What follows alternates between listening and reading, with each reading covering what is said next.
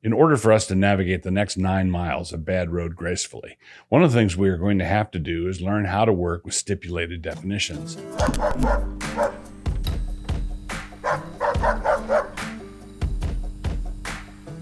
Introduction. There's a big difference between a word or phrase used in a specific way by someone who is careful to define what he does and does not mean by it, on the one hand, and someone who gets clobbered by a word or phrase for its connotative value alone. The former contributes to actual political debate, advancing that debate, while the latter just uses words as cudgels. When we do not define carefully, whenever we declare ourselves to be quote-unquote against something, we are simply announcing to the world that we are against whatever our internal emotional weather is like whenever we hear that particular thing referred to. We tend to confound the concepts of truth and emotional safety. So as we head into a season of robust debate and brickbat throwing, I think I would be well advised to share with you all how I am defining my terms. What do I mean when I haul out some of these? While most of these definitions have a deadly serious point to them, as you can tell by the really earnest look on my face, a few of them, I confess, are a bit frolicky. I mean, what's a salad without a few craisins or bacon bits? A brief glossary. Abortion. The blood sacrament of the left. America. A much easier target than Christianity, and therefore the preliminary target. Atheism. The belief that man is God. A God who eventually and invariably takes incarnational shape in the form of the state. Big Eva, the three-self church in its American form. Big Tech, lords who walk the earth, gracing us with their algorithms and suggested purchases, curators of what we really meant to say. Big Ed, the consortium of colleges and universities in America that trained all the people who are destroying the country. Bill of Rights, because the anti-federalists like Patrick Henry were concerned that the new proposed Constitution was too susceptible to consolidated federal power, the Bill of Rights was added as a compromise. The Constitution, as we have it, therefore, is a blend of Federalist and anti-Federalist thinking, which probably bought us an additional 100 years of liberty. Democracy. What is happening whenever the left wins elections? When the right wins elections, this is called a threat to democracy. It is important that we keep our terms clear. Equality. See inescapable concept below. It is not whether there will be equality, but rather which kind of equality we will have. Progressives want equality of outcome, which is inimical to every form of liberty, while conservatives want equality of opportunity, which is inimical to the dreams of the slavers. General equity theonomy. The belief that while the peculiar circumstances surrounding Israel's status as God's chosen nation are no longer operative in the time of the New Covenant, the moral law found in the Old Testament remains fully authoritative, as well as the general equity of the judicial law that was used in the governance of Israel. The law of God is therefore not the word of God emeritus. We are under its authority. Human rights. Rights are bestowed on us by virtue of the fact that we are created in the image of God. God gives us our rights, and so, while it is necessary for the state to recognize and protect all such rights, it is crucial that no one begin to think that the state is the giver of or the point of origin for such rights. Inescapable concept, summed up by the phrase, not whether but which. One example. It is not whether law will be the imposition of morality, but rather which morality will the law impose. Laws. Because all laws in all societies reflect the character of the God of the system, humanistic systems will have laws based on the character of man, who is sinful and unstable. He is unholy and he changes all the time. The laws, therefore, will be unholy and they will change all the time.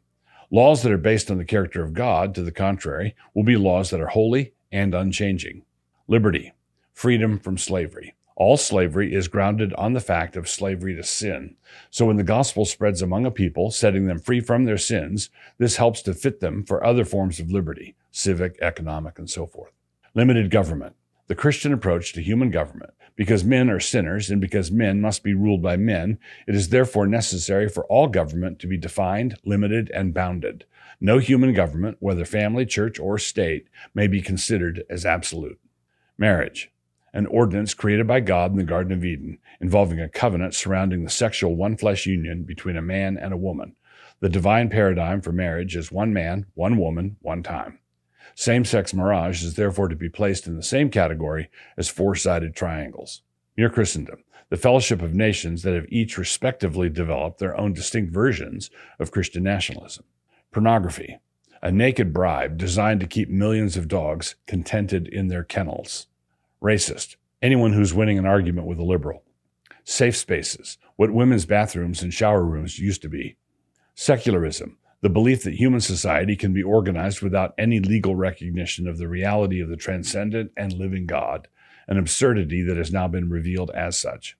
Separation of church and state, the belief that civil government and ecclesiastical government are distinct governments established by God, and that, as such, they ought not to be combined or commingled. Separation of church and state is a wholesome Christian development. This is utterly different from the separation of morality and state, or the separation of the ground of morality and state, or the separation of God and state. Christian nationalism does not propose government by clerics, but rather government by God-fearing civil magistrates. Separation of powers, a doctrine developed to help keep government limited. When government is divided between the legislative, executive, and judicial branches, this helps prevent the government from ganging up on the people. In addition, in the federal system, another layer of governments at the state level are introduced. Such balancing of power is a hat tip to the Christian doctrine of man's sinfulness. Terms of abuse. When terms are used to tar political opponents instead of identifying them, scurrilous abuse is being subbed in for analysis and debate.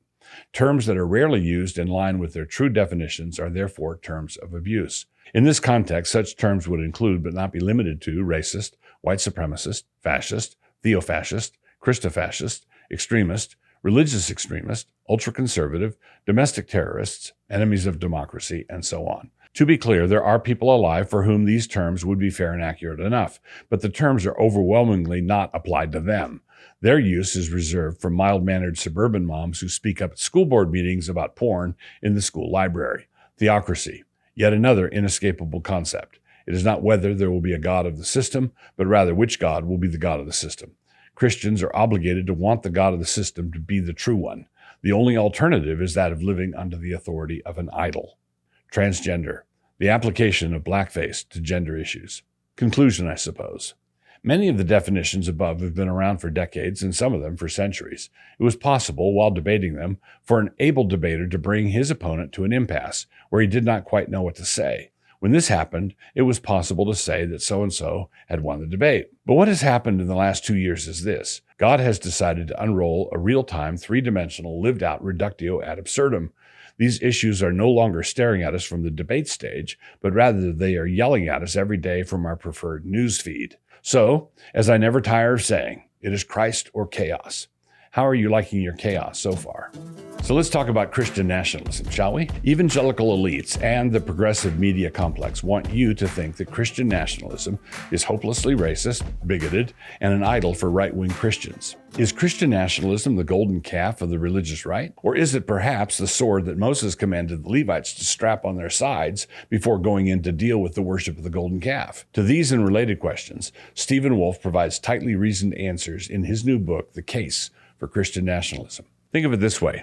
If we were back in the time of Moses and Wolfe were to write the case against worshiping the golden calf, there would no doubt be some learned think pieces in esteemed Christian periodicals worrying about the incipient idolatry involved in toppling idols. Perhaps idol toppling has become too important for us, perhaps. Maybe a little bit too much fun? Is not that the essence of idolatry? Anyhow, click the link below to order it today.